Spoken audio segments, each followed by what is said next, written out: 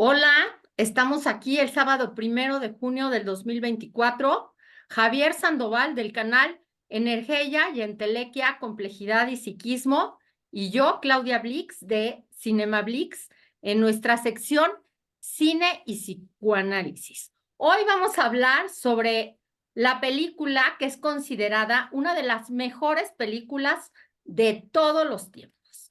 Vamos a hacer una especie de retrocrítica porque esta película es de 1972 y estoy hablando de El Padrino. Les voy a decir de qué se trata, aunque yo creo que ya todos la vieron, pero si no la vieron, ¿qué hacen aquí? Mejor vayan a verla, porque no se la pueden perder, porque es una maravilla. Ahí va la sinopsis.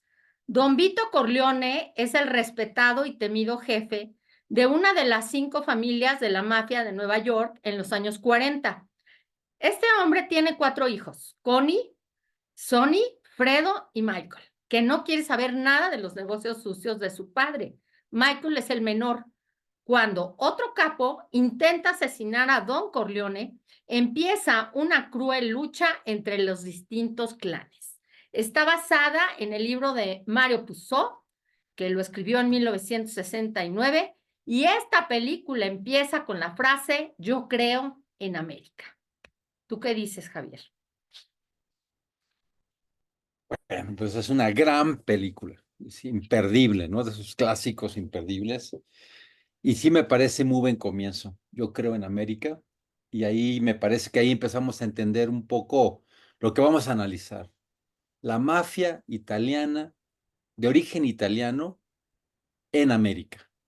En América, entendiendo desde una visión panoccidental, mundial, pues es Estados Unidos, ¿verdad? Porque en Latinoamérica no contamos mucho para esta visión occidental, y en efecto vamos a ver el fenómeno de una nación, Estados Unidos, en donde históricamente, si nosotros nos atenemos a las narraciones que vienen en el libro El Amanecer de Todo, donde describen a comunidades indígenas originarias conviviendo en una gran capacidad para poder tener una colaboración entre ellas, pues vamos a tener acá en América, en Norteamérica, donde luego se funda Estados Unidos, la llegada del pensamiento europeo y se desplaza toda esta forma de ser de un equilibrio ecológico, ¿no? Esto que es muy interesante que pasa antes de que llegaran los americanos.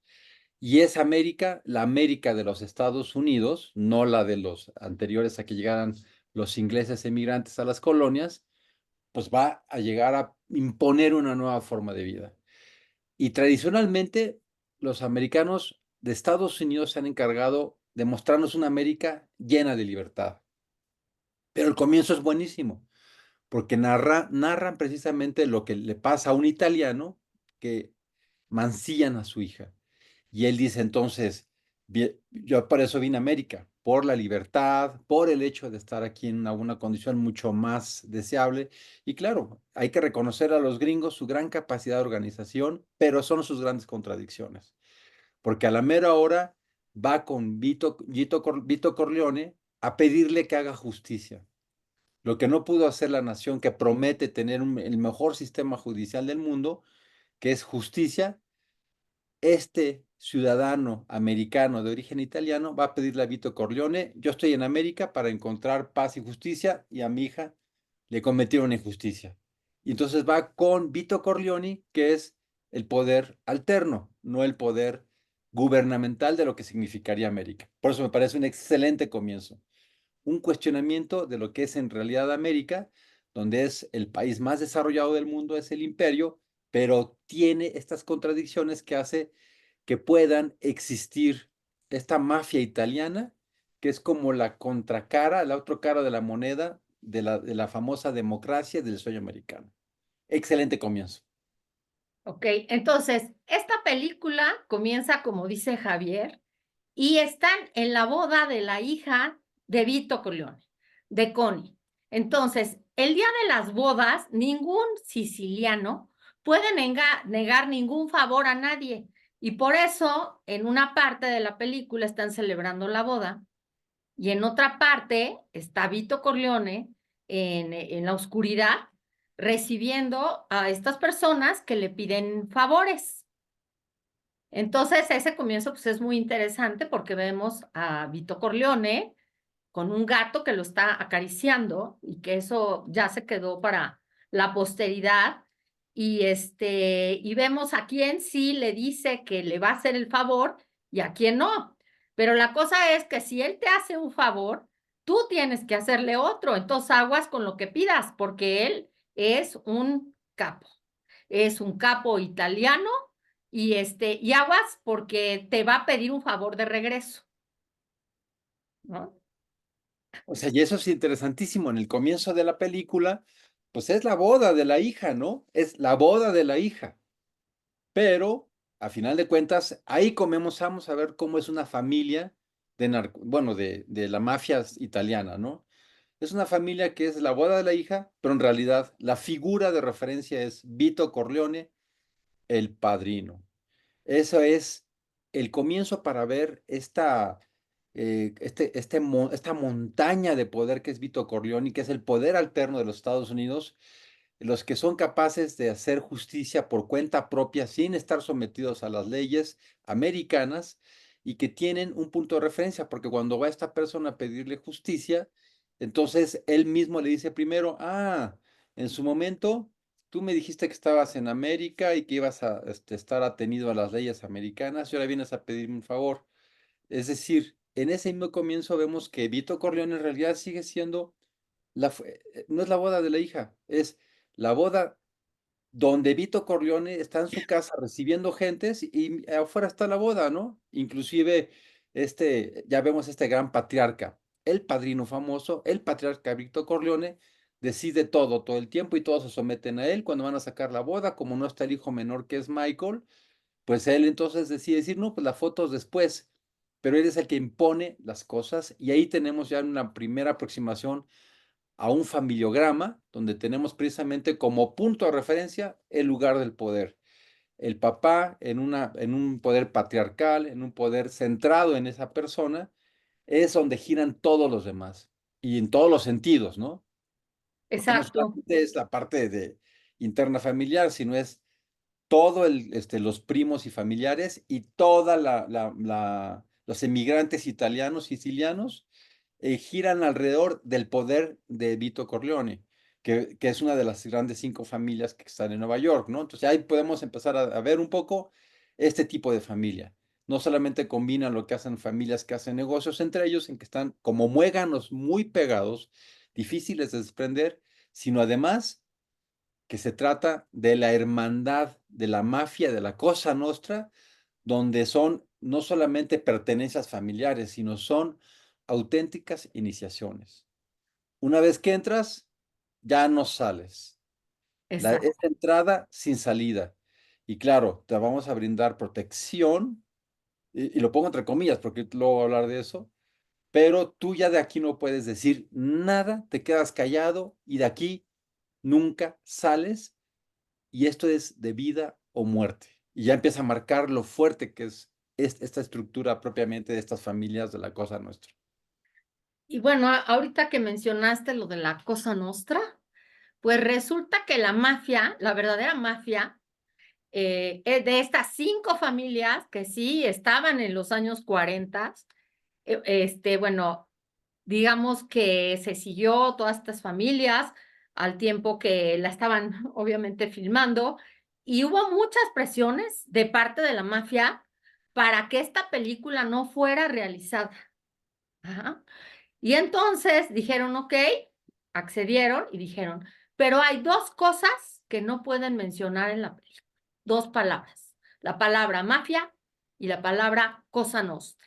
Eso para nada lo pueden mencionar. Y de hecho el productor estuvo muy chistoso porque ya cuando acabaron de filmar esta película, hubo una sesión especial para la mafia para que vieran la película. Ajá. Y de hecho, mandaron a un guardaespaldas de uno de la mafia a comprobar que no mencionaran las palabras mafia y Cosa Nostra. Pero como nuestro gran Francis Ford Coppola, que era el director, dijo, a ver, ¿por qué no sales en la película? Pues tú sal, ¿no? Y metieron a este guardaespaldas de la mafia e hizo el papel de Luca Brasi. Ajá. Y es uno que le va a pedir un favor a, a Vito Corleone, que es Marlon Brando, ese día de la boda de la hija, le va a pedir un favor y como pues no era actor, se pone súper nervioso y dice Coppola, no, pues que se quede esa escena porque queda perfecto, ¿no? Está nervioso porque va a ver a el gran Vito Corleone. Ok. Ahora, a ver, yo entonces ahí pondría, ya que estamos hablando de el lugar tan fuerte que tiene este grupo que prohibía que se eligiera la mafia, la cosa nuestra, pues ¿por qué existe la mafia?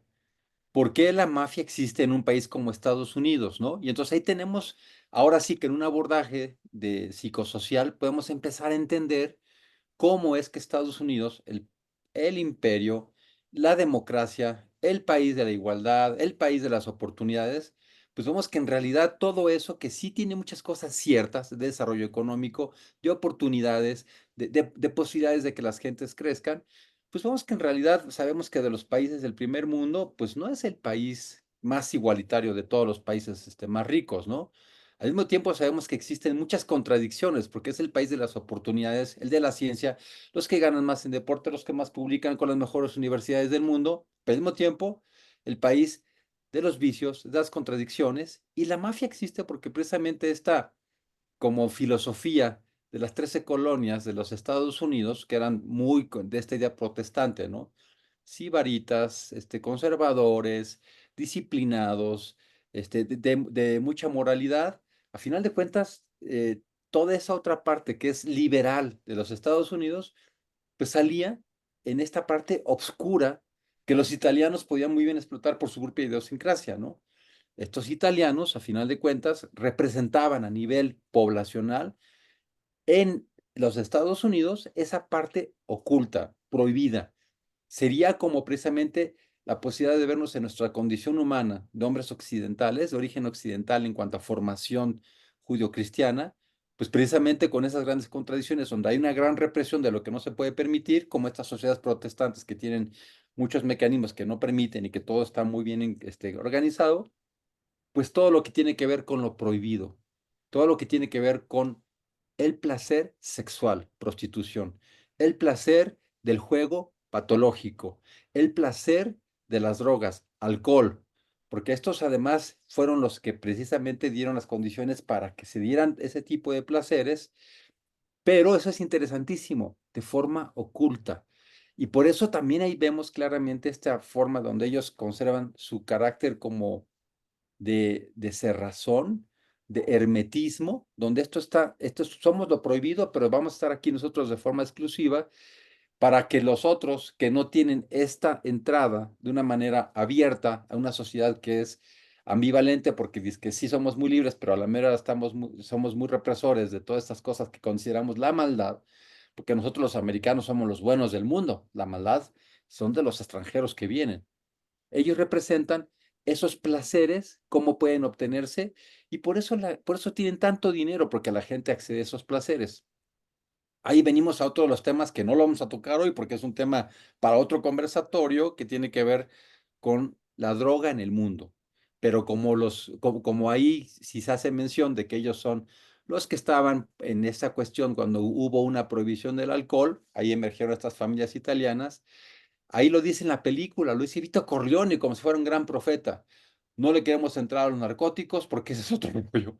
Y ahora sabemos que precisamente los narcóticos como uso prohibido han marcado las pautas de la violencia en el mundo. Entonces, por eso que yo quería recalcar el carácter propiamente como de ocultamiento de ellos, de la mafia que puede hacer todo oculto, pero que la gente deposita su dinero ahí, por eso manejan tanto dinero, porque manejan esos vicios ocultos y prohibidos en una sociedad de valores protestantes judio-cristianos, donde no está permitido una serie de placeres. Y entonces ahí encontramos la primera contradicción, ¿para qué existe eso? Si eso no fuera así, si fuera un país realmente liberal completamente, no sería necesario vivir una mafia, pero era necesario por esos postulados a nivel como política interna de prohibir ciertas cosas y el placer finalmente tenía que salir por esas otras cosas de una manera prohibida. Y por eso existe la mafia con ese poder, si no, no existiría ese poder alterno. Bueno, y en la mafia tenían como muchos códigos, ¿no? Si tú me traicionas, o sea, como que confiaban en la palabra. Si tú me traicionas, vas a ver lo que te pasa, ¿no? Yo te ayudo, pero la palabra es ley y no me puedes traicionar, es un compromiso y ya no puedes salir de ahí, no puedes salir, ya que le entraste, ya no hay salida, ¿no?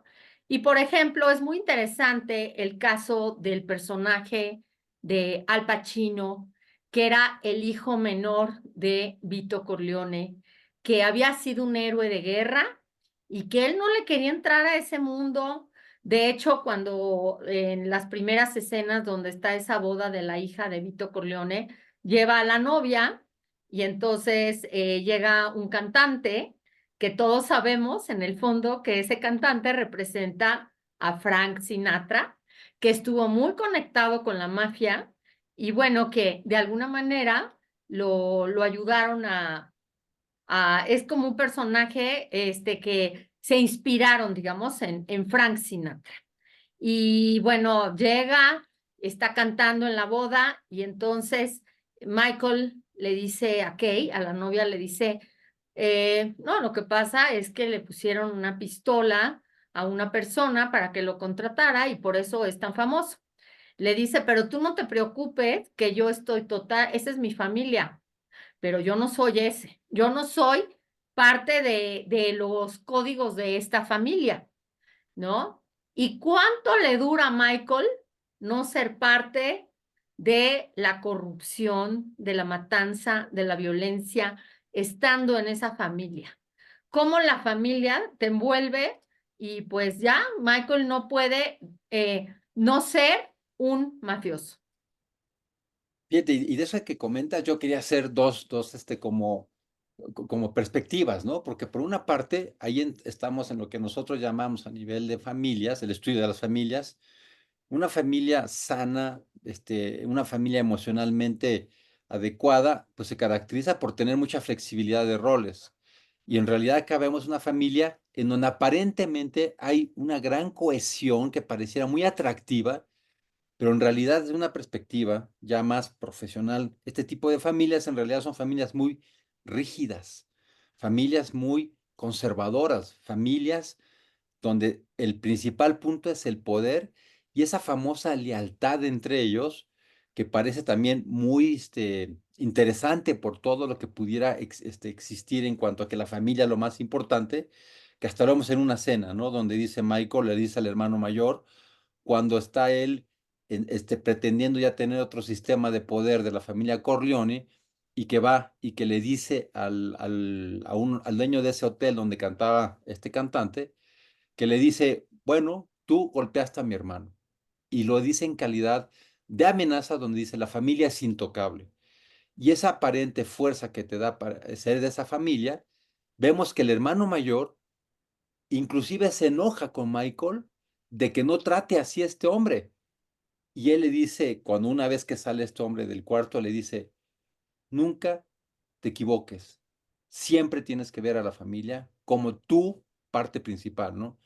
Entonces vamos que realmente son familias en realidad muy rígidas. Y esas famosas lealtades son lealtades muy rígidas, porque son lealtades entre comillas. Bien lo dice Saviano, este estudioso, ¿no? Del narco en el mundo, que cuando uno entra precisamente a estas familias y cuando uno entra a estas familias de la mafia, uno entra y ya nunca sale. Y al mismo tiempo, uno tiene que saber que el que es muy amigo o el que es muy cercano hoy, mañana va a ser tu enemigo. Y lo podemos en esta familia, ¿no? A final de cuentas, Sonny, el hermano de Michael, Sonny Corleone, es asesinado gracias a que precisamente el cuñado que tenía un pleito con su hermana sirve como cebo para poder entonces atraer a este hombre y que lo maten. ¿Y por qué? Porque en alguna ocasión, cuando el cuñado maltrató a su hermana, Sonny Corleone se encargó de ir a golpearlo, porque es es mi hermana, ¿no? En toda esta actitud patriarcal, machista, de una gran lealtad hacia la familia, voy y golpeo a mi cuñado, ¿no? Y entonces es el padre de mi sobrino y lo estoy golpeando. Y entonces se empieza a establecer una serie de rivalidades que dentro de esta dinámica, oye, eres muy cercano, pero mañana te puedo matar. Por eso, esa aparente lealtad en realidad es un juego que precisamente es una falsedad. Es Ujú, aparentemente mucha cercanía, pero en cualquier momento se convierte él es quien te asesina, él es quien te traiciona.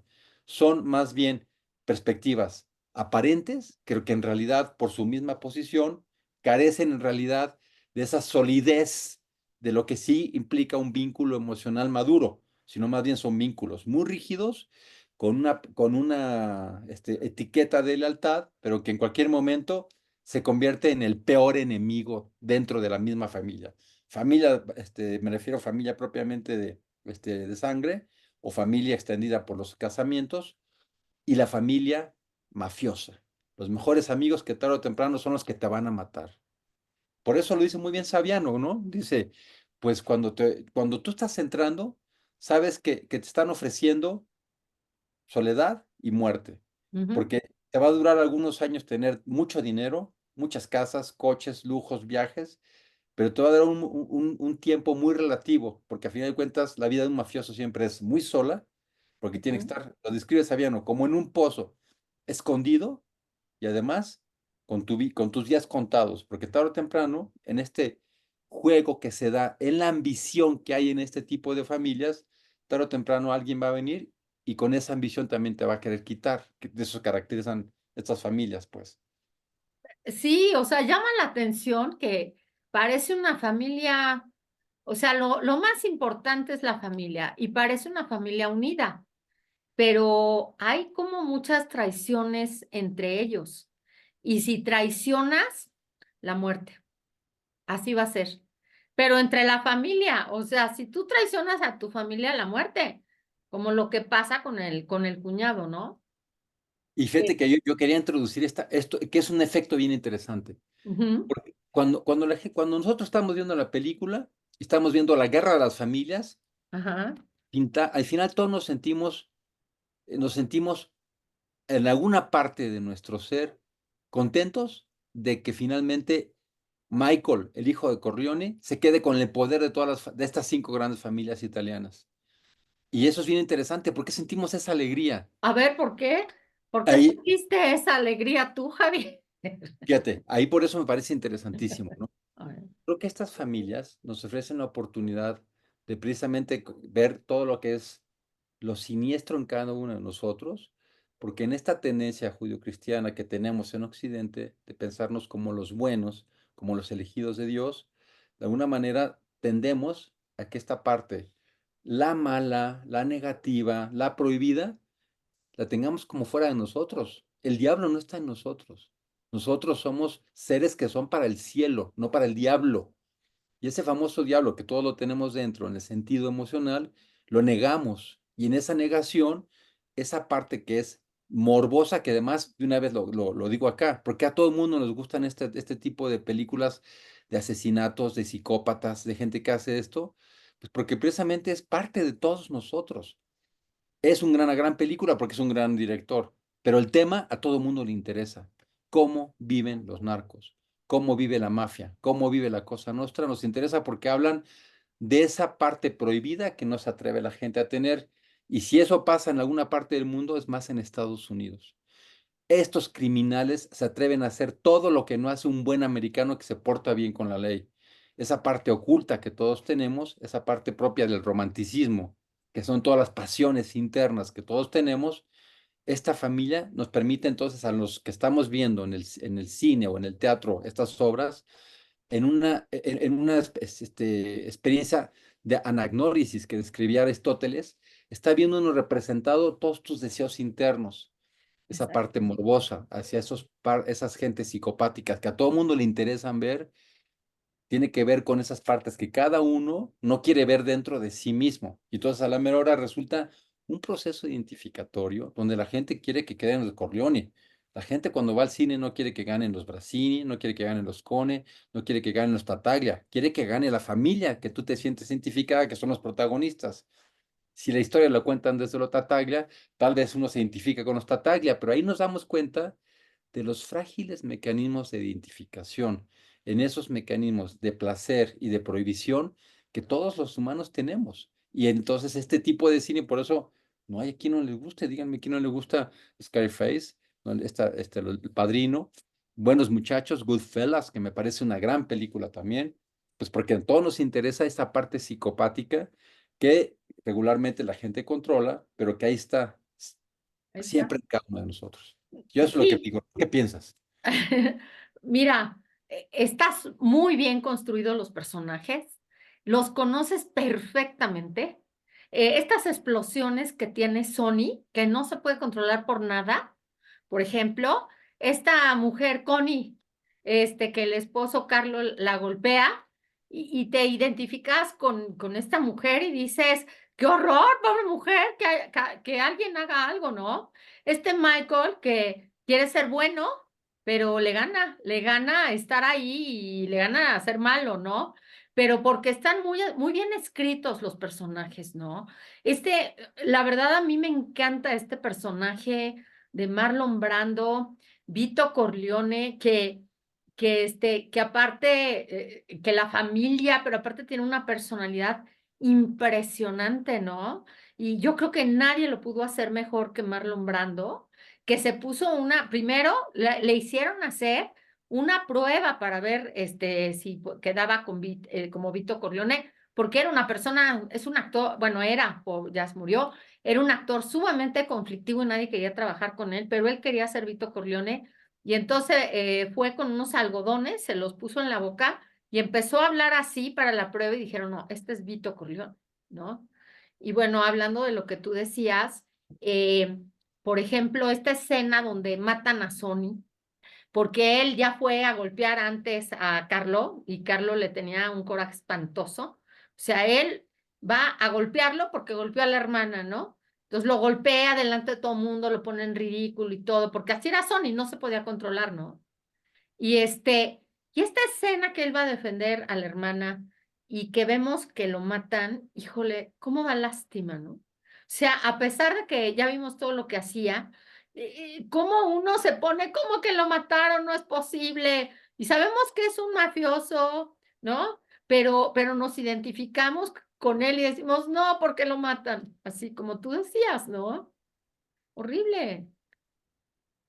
Ujú. Y ahí entonces creo que entramos a esto que tiene que ver con lo que es lo atractivo de estos personajes, ¿no? Digamos que ¿qué es lo que hace tan atractivo a estos personajes?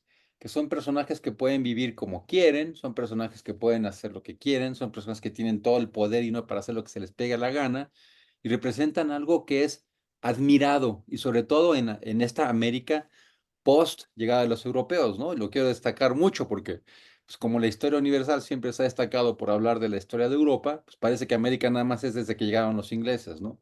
Y entonces esta América que representa precisamente esa posibilidad de vivir como uno quiere, ellos representan el sueño americano de vivir en el placer absoluto de lo que uno se le pegue la gana.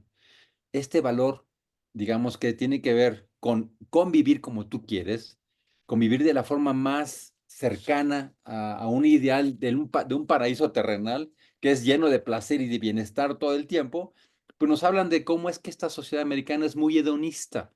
Y este hedonismo pareciera muy atractivo y a todos nos atrae, ¿no? Pues viajar, tener dinero, tener poder, hacer lo que se nos pega la gana, pues es una fantasía de cualquier humano, el hedonismo absoluto.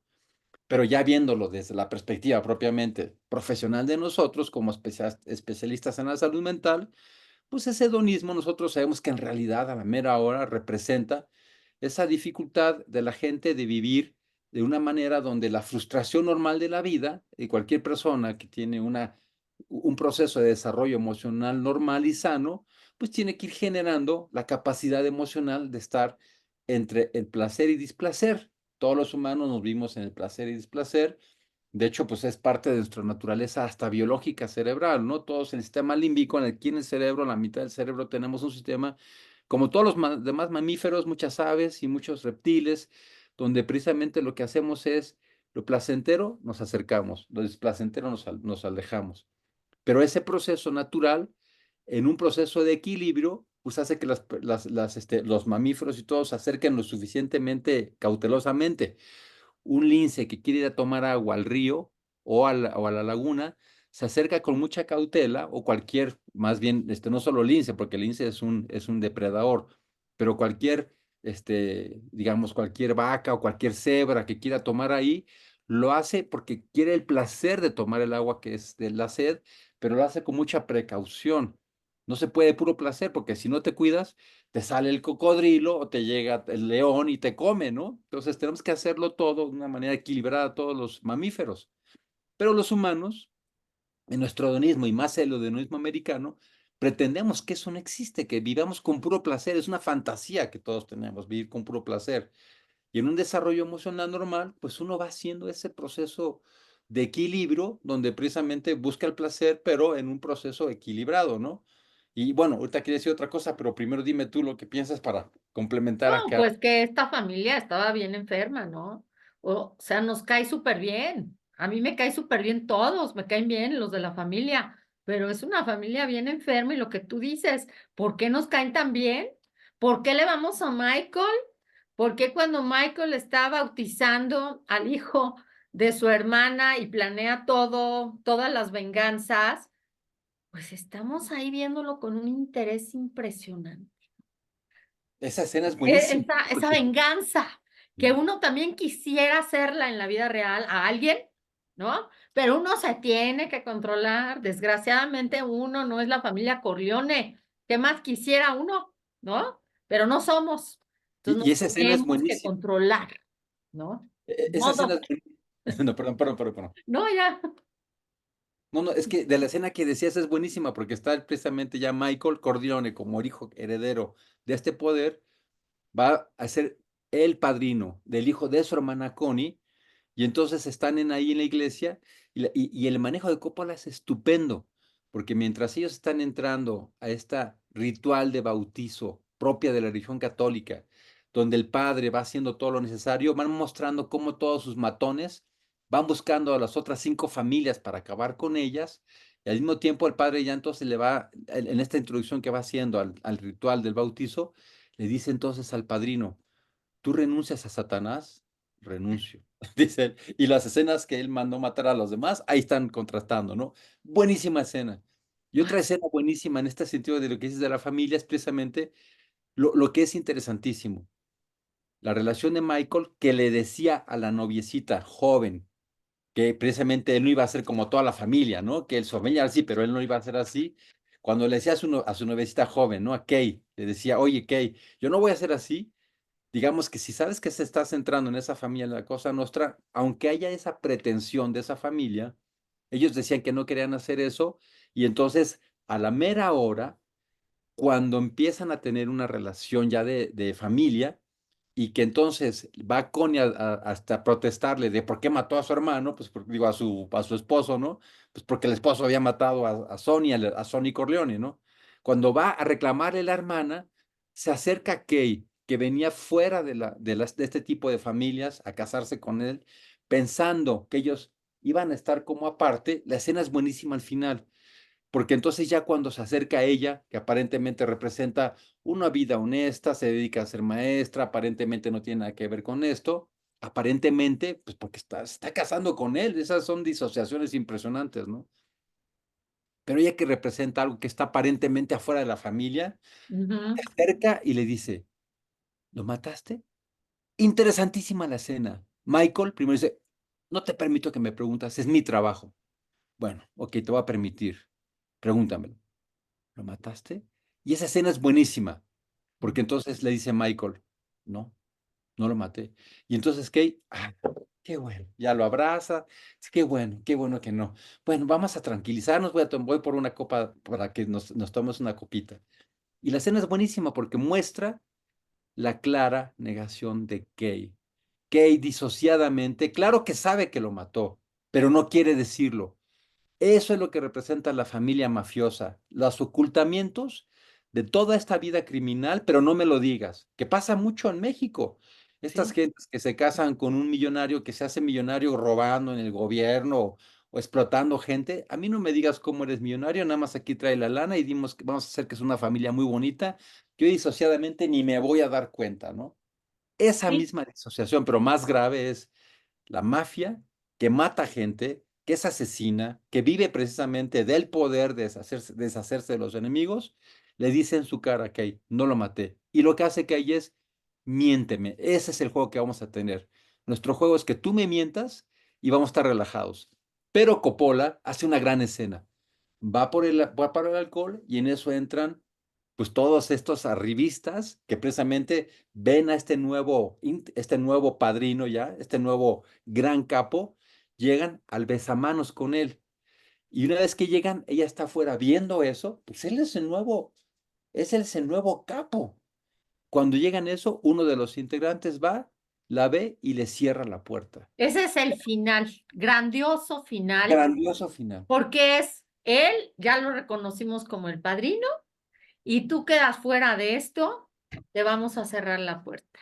¿Y Kay? ¿Qué pasa con Kay? Porque desde el principio va con él a la boda. Le cuenta que este señor que está cantando fue porque le pusieron una pistola. Después, ya sabemos todo lo que pasa con Michael, mata a una persona en venganza, ¿no? Que había atentado contra su padre, lo mandan a Italia para protegerlo, se casa y bueno, y esta Kay se queda en Estados Unidos, pero lo sigue buscando. ¿Qué pasa? Va con el hermano y le dice, oye, le mandarías una carta, pero ¿qué? ¿No fue suficiente con todo? No fue suficiente de que atentaron contra el suegro. Él se tuvo que ir, le dejó de llamar, estaba en una familia de mafiosos y ella sigue ahí, pero toda como dulce, ¿no? Y fíjate que eso es bien interesante, porque ella, si tú ves, se viste de otro color que toda la familia. Esas son cosas como cinematográficas, ¿no? Del director. Se viste de rojo, de colores alegres, porque ella está como fuera de eso, ¿no? Todos los demás se visten con otros colores, grises, negros, cafés. Kay, ¿qué pasa con Kay que no se da cuenta? ¿O qué pasa, no? Porque hay como demasiadas señales, ¿no? Primero la boda, él le dice, yo no soy como todos, pero ese tipo le pusieron una pistola a un cuate y entonces este cuate que representa a Frank Sinatra es famoso. Después, bueno, sucede el atentado contra Vito Corleone, que es obvio que fueron los de la mafia, y ella lo sabe. Luego, ¿qué más pasa? Él se tiene que ir, se va a Sicilia, ahí se casa, no sabemos si ella sabe que se casó o no, pero Michael está desaparecido, pero ella lo sigue buscando. A pesar de todo, va con el hermano, ay, esta carta, pero ella sabe, en el inconsciente ella sabe dónde se está metiendo, pues ella es pura y santa, ¿por qué está ahí? ¿No? ¿Y qué pasa? Es una disociación. ¿Qué quiere? En el fondo quiere dinero, no es tan buena. Está ahí, ¿no? Y cuando él regresa, que se ve que pasaron años y la busca en la escuelita donde ella era una dulce maestra, ella inmediatamente lo acepta de regreso, no lo cuestiona. Nunca sabemos si se enteró que se fue a Sicilia, que se casó, que mataron a la esposa, nunca sabemos eso. Y ella entra en esta familia como santa y todavía, ¿no lo mataste tú? ¿No? Pues, ¿qué le pasa a ella? ¿No? Está bien enferma. Y ahí precisamente yo hablaría de esta enfermedad de la disociación. Ujú. Que mi impresión personal es que nuestras sociedades occidentales son mucho más disociadas que las orientales, ¿no? Pero bueno, sea un poco más occidente que oriente, no importa. Lo importante es señalar ese grado de disociaciones que tenemos, porque yo insistiría en este juego donde en la disociación yo no quiero darme cuenta de todo eso, pero no quiero darme cuenta cuando lo tengo enfrente. Si me estoy casando con el mero hijo del capo, ¿qué me espero? Pero eso es muy fácil verlo para nosotros desde afuera en un análisis, pero a la mera hora a todos nos cuesta trabajo en nuestros cortos Claro. espacios darnos cuenta de esas disociaciones. Ningún individuo en el mundo tiene exactamente la verdad completa, tanto emocional como cognitiva, porque no nos da para eso el cerebro. Indudablemente, mientras más desarrollo tiene uno, más es capaz de darse cuenta, ¿no? Esto es como muy grueso. Me estoy casando con el hijo del capo y además en estas cosas que son súper interesantes, ¿no? A final de cuentas, cuando dicen las abuelitas, mira, no te cases con esa persona porque mira, sus papás no sé qué, pues luego por eso tienen mucha razón, porque luego todos, claro que tenemos esa posibilidad de desarrollarnos de forma individualizada, no individualista, que es muy diferente, y ser nosotros mismos y llevar nuestra vida como queremos, pero también en esta capacidad para darnos cuenta de nuestras limitaciones, es saber que los orígenes o que los núcleos de referencia siempre tienen un peso importante en cada uno de nosotros, de tal forma que no es nada más que yo lo diga ahorita de como de dientes para afuera en una fiestecita con entre Kay y Michael y que le va a decir, no, yo no voy a ser igual, pues si tú ves todo eso, sí tienes que tener un grado de disociación grande para no darte cuenta de eso. Pero muy interesante porque como que tú lo dices así muy bien, ¿no, Claudia? El punto es que eso que estamos viendo es que ella representa exactamente eso que es América. Yo sí soy la anglosajona americana que tiene este tipo de vida, y estos son los italianos, ahí todos revoltosos, pero que representan simbólicamente a nivel de lo que nosotros llamamos en psicología social función fórica, que es como nosotros los anglosajones de Estados Unidos somos los buenos, los bien portados, somos los que vivimos en libertad, somos los que tenemos iniciativas, somos empresarios, pero en esta doble vida de la tradición judeocristiana, en estos protestantes muy rígidos y con mucha represión, pues hay otra parte que está reprimida en cada uno de nosotros. Por eso esa mujer me parece que está muy bien escogida, pues, Muy bien. porque ella originalmente se había casado Michael con una siciliana que conoció allá, ¿no? Mientras estuvo allá, prófugo para que no le pasara nada aquí en América. Pero a la mera hora, escoger eso es como ver las grandes contradicciones que tarde o temprano van a caer. Y eso ya lo quiero decir muy claramente, porque si uno nada más ve las familias italianas de la Cosa Nostra, de la mafia, pues parece un grupo familiar con mucha fuerza, pues por todo el poder que sí tienen, pero es un juego patológico. Es un juego patológico donde los que están adentro van a morir rápido, pronto y mal, y con muchas muertes, y con muchas venganzas, y con mucha sangre, y con mucha violencia, y todas esas contradicciones se van a vivir ahí. Cuando uno entra a la mafia, a uno lo hacen entrar a un juego en donde aparentemente uno es privilegiado, pero si uno no está disociado cuando entra a la mafia, se da cuenta que está entrando claramente a una muerte pronta y aparte llena de traiciones y de violencias en una aparente promesa de que aquí somos entre todos leales y el silencio de nosotros es imposible de romper.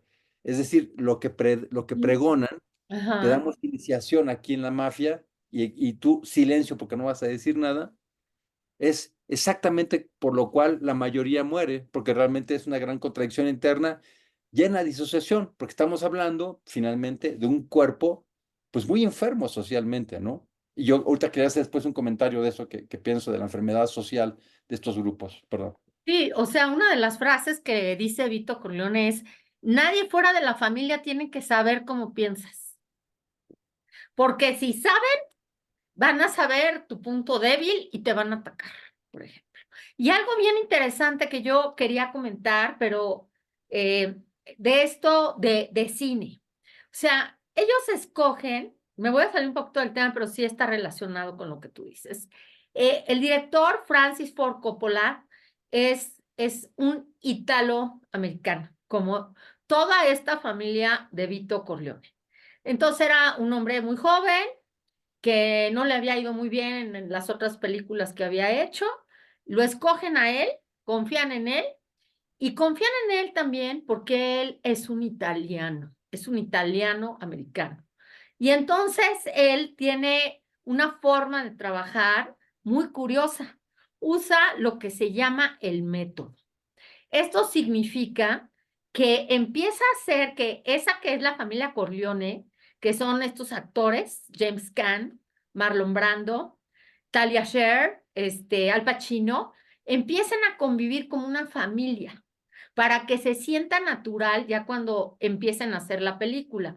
Entonces hace que se sienten todos a comer, haz de cuenta, y que finjan ser la familia Corleone, pero sin diálogos escritos, como ellos convivirían. Entonces empieza a ser entre ellos toda esta parte que sale como muy natural.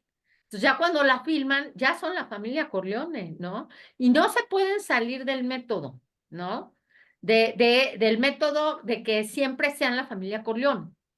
Ajá. Muy interesante para que salga como muy natural todas estas actuaciones, ¿no?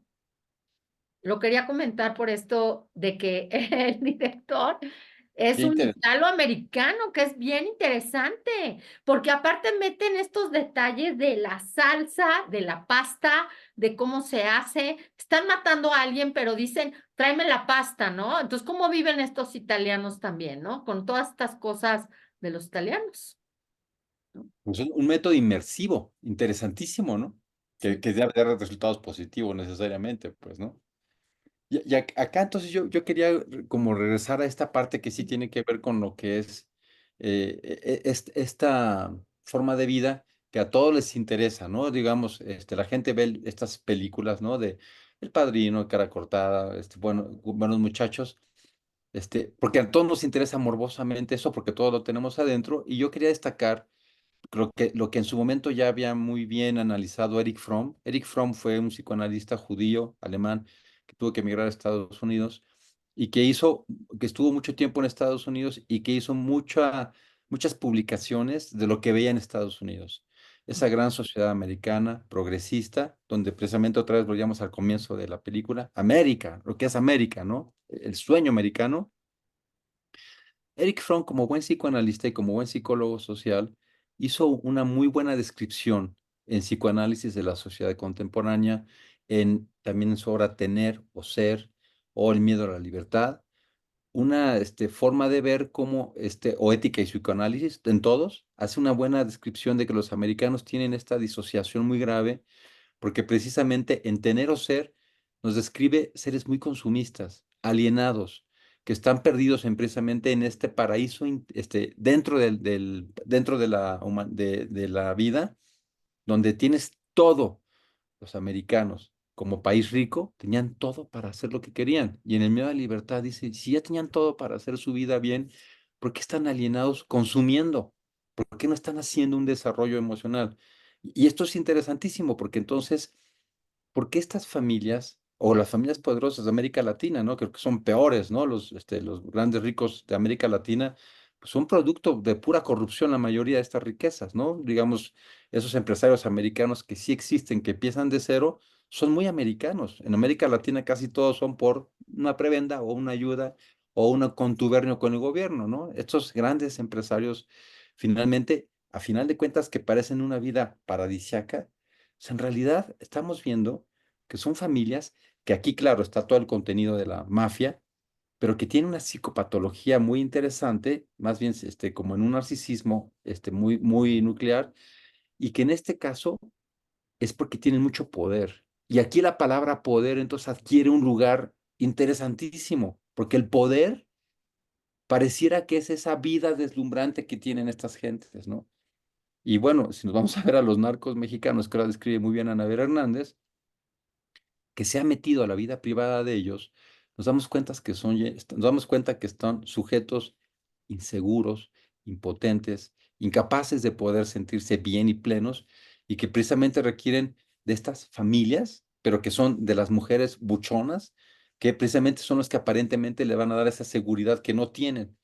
Y entonces ese famoso poder, que parecería lo deseable, lo que resulta ahora interesante es que luego cuando vemos, el filósofo Marcos Gabriel Alemán lo dice muy bien, es que ahora con la era de las redes vivimos en el oscurantismo puro, porque luego lo que nosotros que crecimos en el siglo pasado, en el 20 pues veíamos muy claro que era parte de una mafia, un problema, familias patológicas, de repente ahora pareciera para muchos jóvenes como lo deseable, ¿no? Entonces, Ujú.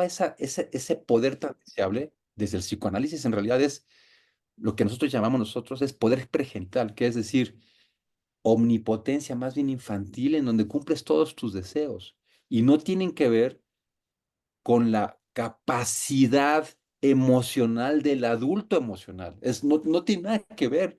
Prácticamente es difícil encontrar adultos emocionales en la gente con tanto poder, pero lo que resulta ahora interesante en esta época de la sociedad líquida de Bauman, pues es que pareciera que eso es lo que los jóvenes ven como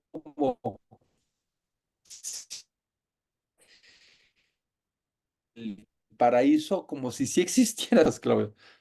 Exactamente. No, exactamente. Y bueno, esta familia Corleone está como para analizar a todos, ¿no? A todos. Sí. Por ejemplo, a Sony. Sony, A ¿cómo es que? Sony, por ejemplo, ¿qué le decía? O sea, lo que tenía que controlar Sony era esa impulsividad, porque Vito Corleone Sí. era un hombre que pensaba mucho, ¿no? Nunca explotaba, nunca, ¿no? Es más, tenía un consejero que era el hijo adoptivo. Ah, sí. Él no tomaba acción si al hijo adoptivo no le decía, a ver, vamos, aconséjame. Tenía un consejero. O sea, él no actuaba de repente así, bueno. Y Sony, que se supone que iba a ser el que iba a heredar lo del padrino, pues no, no podía haber sido. Digo, de hecho, por algo no fue, porque era impulso, impulso, impulso, impulso. No pensaba en nada, ¿no?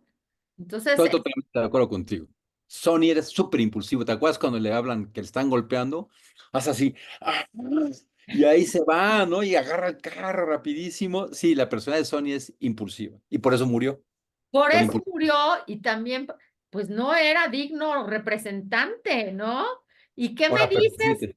Digo, no sé, es que no, no sé, porque tal vez vamos a hacer El Padrino 2, pero lo que pasa en El Padrino 2 con Fredo, digo, no lo quiero comentar, pero bueno, igual todo el mundo ya sabe, ¿no? Porque ya vieron El Padrino, pero Fredo, por ejemplo, era el siguiente, ¿no? Era el segundo hijo, pero Fredo pues, era tonto, pobre, no le daba mucho al cerebro, no era inteligente, no tenía perspicacia.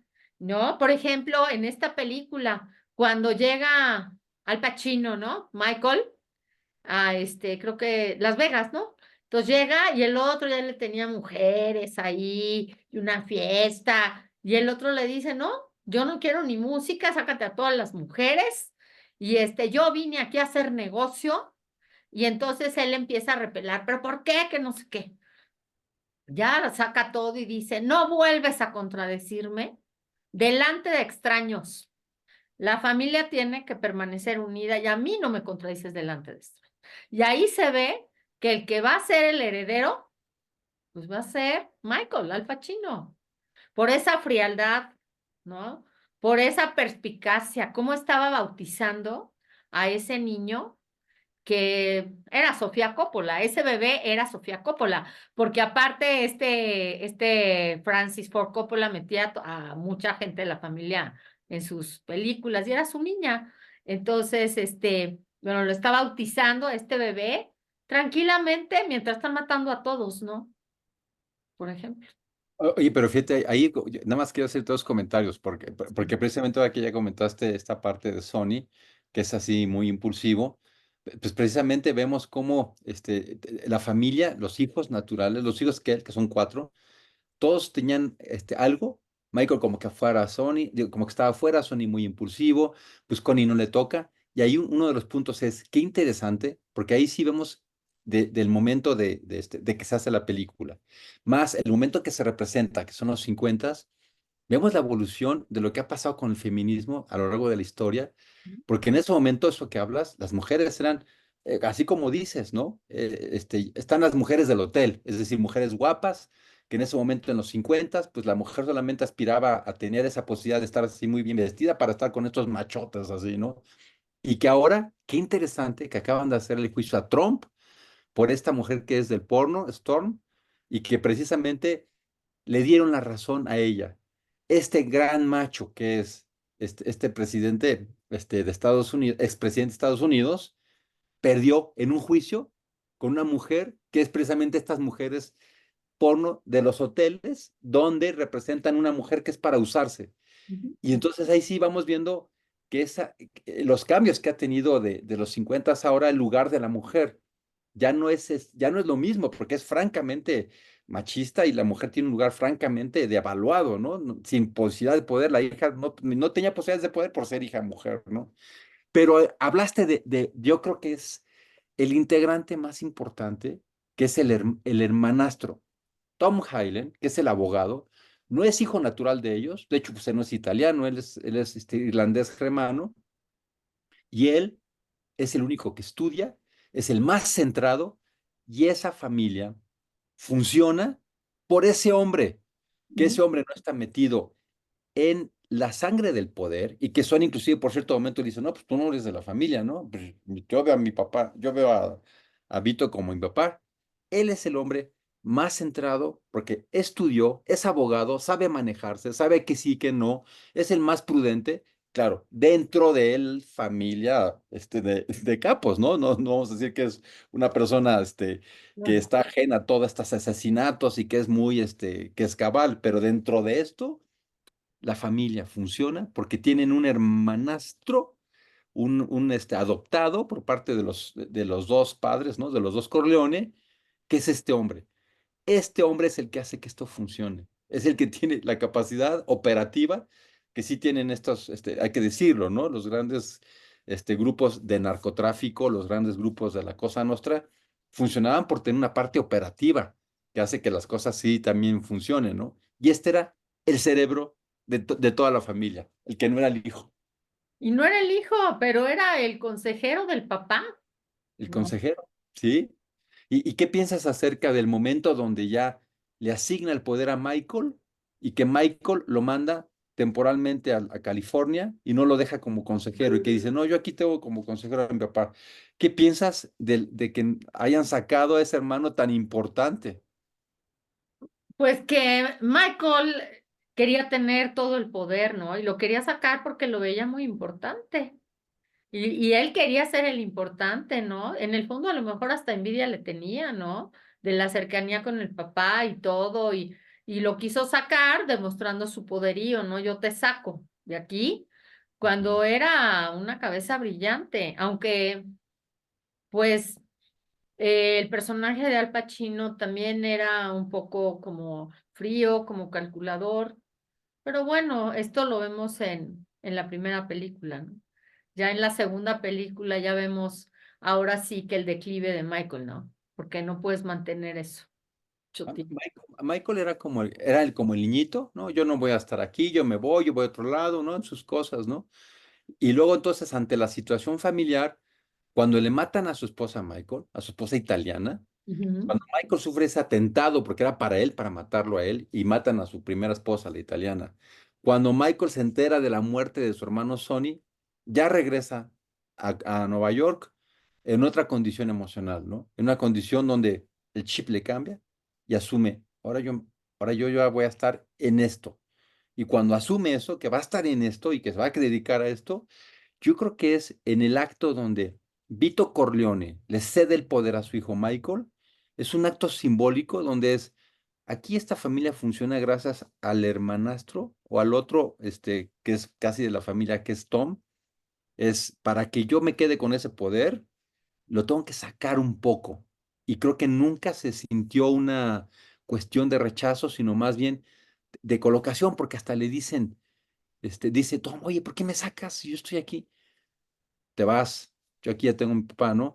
Pero yo lo sentí como una cuestión donde él tiene que agenciarse todo el poder de su papá, que ya también está deteriorado, que está enfermo, que se va a morir pronto. Entonces tiene que agenciarse todo el poder y aparte vemos como la epifanía, el nacimiento de un nuevo narco con todo el poder, porque entonces con toda la sangre fría manda matar a los cuatro grandes de las otras cinco grandes familias de Nueva York que antes habían dividido el poder. Entonces, como es una forma de decir, ahora soy yo, Pero soy yo. yo creo que le estorbaba, totalmente le estorbaba para él decir yo soy, ¿no? Yo tengo aquí a Ajá. mi papá y tú, ¿por qué me vas a dar consejos? Yo no necesito consejos, aquí está mi papá. Y el consejo que le da el papá El Ese es lo gran que... consejo, yo creo que es una de las escenas de la película más importante. Sí, que cuando le dice, Cuéntalo, por favor, tú, no, Javi. no, ¿cuál tú No dices tú? tú, por favor. Es que- Bueno, a lo mejor es el mismo que pensamos, a ¿no? ver, no sé, a ver si es el mismo. Cuando ¿Cuál? están así conversando en el jardín, ¿no? Están Ya, así. ese, es ese. Y, y que le dice, el que venga a decirte Ajá, que quiere que hablemos con los Brasili, no, los Barsini, que hablemos en territorio de él porque él va a concertar una cita para que estemos otra vez en paz, ese es el traidor. Pues es una gente que se mueve entre traidores y volvemos a lo mismo. Entonces, esta vida que parece de oropel, yo creo que Anabela Hernández ha encargado muy bien en un trabajo periodístico de darnos cuenta que cuál oropel, viven bastante mal, viven, como dice Saviano, que también se ha dedicado a estudiar el narco, viven en un pozo. Y entonces, esta vida que ellos tienen es ataque-fuga, paranoica, narcisista, es de muy bajo nivel. Pero a todos nos deslumbra, por eso todo el mundo va a ver esas películas y quiere ver quién puede, y esa omnipotencia infantil, yo lo mato, y quién queda en el poder, y esa final donde él queda como un gran poderoso, es como una epifanía donde nos damos cuenta en la condición humana, cómo todavía estos líderes tan regresivos, tan destructivos como son estos mafiosos, todavía causan una especie como de admiración, porque son figuras claro. fálicas poderosas, pero pues precisamente ya viéndoles la salud mental, sumamente enfermas. Pero Pero desde la pasión, completamente. pero desde Están la pasión. enfermas, pero uno quiere ir a verlas al cine, la Pero tú verdad. pregunta a toda la gente si no está, se siente como en un nuevo reinado cuando queda él. Dime si no, o sea, la gente que va al cine, eso es lo que describe, ¿no? Bueno, ya quedó que Al Pacino queda, pero queda como un nuevo dios, Pero fue porque por la matanza que organizó mientras estaba en el bautizo.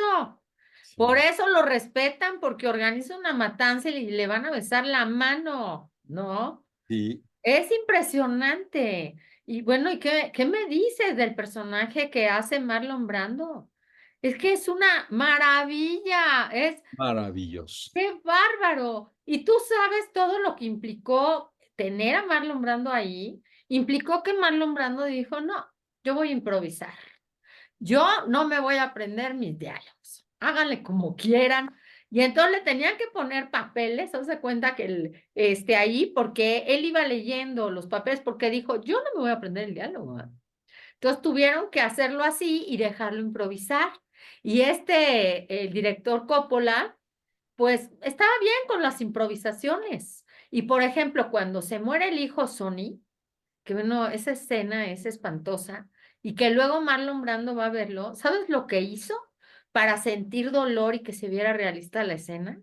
Esto se alimentó él, ¿eh? Francis Coppola no le decía, haz esto. Se metió una avispa para que le picara, sintiera dolor y pudiera actuar como actuó cuando la muerte del hijo. ¿Cómo ves? Interesantísimo. No, qué Igual, bárbaro. Estos grandes actores, sí, actores. aparte de lo que estamos hablando, mira, es chistosísimo, porque estamos hablando de los personajes, ¿no? Pero ellos, los actores, también están re locos, ¿no? Y por eso pueden actuar así, porque tienen esta parte rara, loca, que nadie entiende, como que Marlon Brando va y se pone algodón para hablar como Vito Corleone para que lo escojan, se mete una avispa, ¿no? Y todas estas cosas del método que hacen, ¿no? Que los hacen convivir así, ¿no?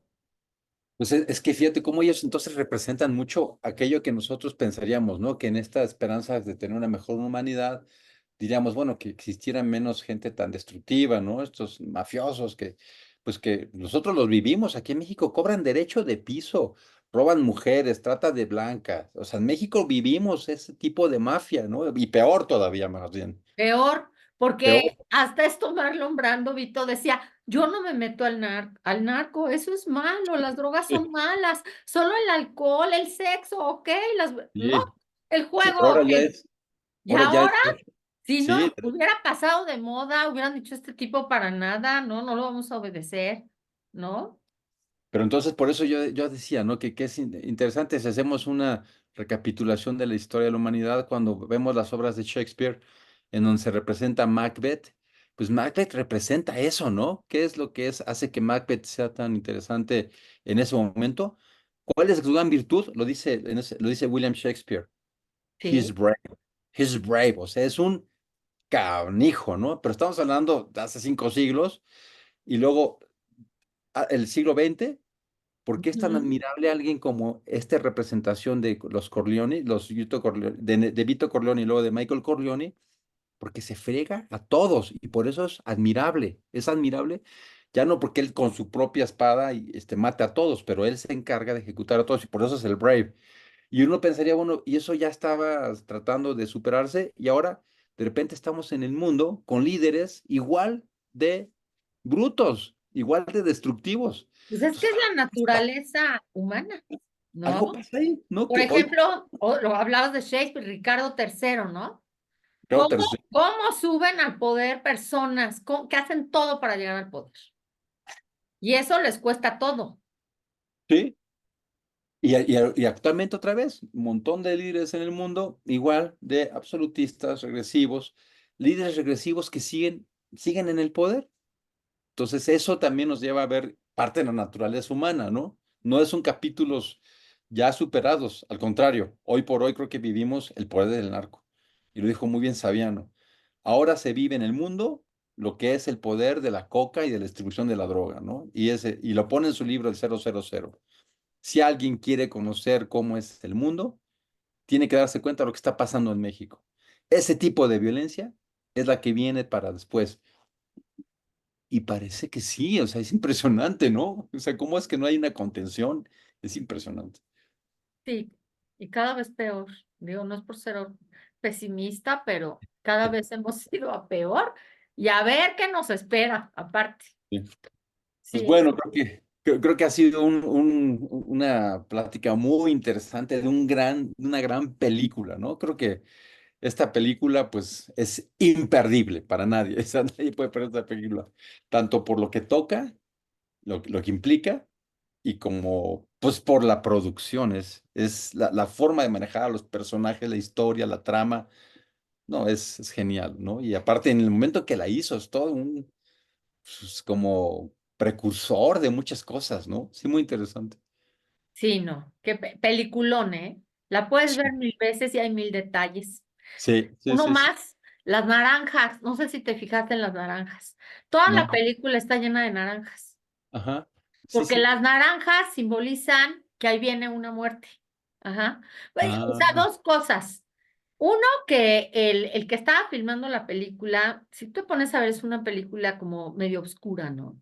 Entonces, esas naranjas hacían como un contraste en la oscuridad de lo que estaba filmando, porque eran como una mm, especie de brillo. Pero esas naranjas también vaticinaban que alguien iba a morir, ¿no? Entonces, la puedes ver mil veces porque hay mil símbolos de sí, todo, ¿no? sí, Pero sí. bueno, sí, yo creo que es momento de terminar. el- Pues muy bien, Claudia, ¿eh? como siempre, es un placer platicar contigo y comentar las películas. Igualmente, Javier. A la próxima. Muy bien, pues muchas gracias. Muchas gracias a todos, ¿no? Bye.